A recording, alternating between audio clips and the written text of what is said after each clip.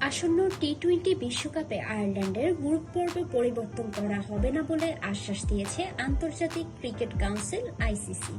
Cricket ভিত্তিক website ক্রিকবাজকে এই তথ্য নিশ্চিত করেছে ক্রিকেট আয়ারল্যান্ড।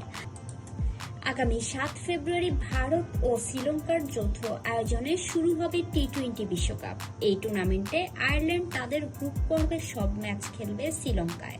অন্যদিকে বাংলাদেশ দলের গ্রুপ পর্বের ম্যাচগুলো নির্ধারিত রয়েছে ভারতের কলকাতা ও মুম্বাইয়ে।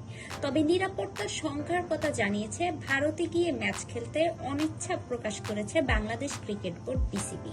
বাংলাদেশের ভেন্যু সংক্রান্ত সমস্যার সমাধান খুঁজতে শনিবার 17 জানুয়ারি ঢাকায় বিসিবির সঙ্গে বৈঠক করেন আইসিসির ইন্টিগ্রিটি ইউনিটের জেনারেল ম্যানেজার অ্যান্ড্রু এফক্রেট।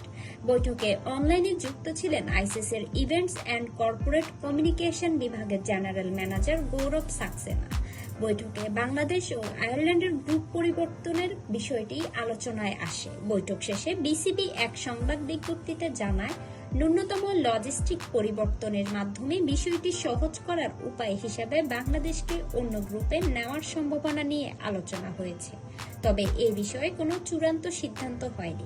এদিকে ক্রিকেট আয়ারল্যান্ডের এক কর্মকর্তা ক্রিকবাজকে জানিয়েছে, আইসিসি তাদের স্পষ্টভাবে আশ্বস্ত করেছে যে নির্ধারিত সূচি অনুযায়ী আয়ারল্যান্ডের গ্রুপে কোনো পরিবর্তন আসবে না এবং তারা নিশ্চিতভাবেই শ্রীলঙ্কাতে গ্রুপ পর্বের ম্যাচগুলো খেলবে।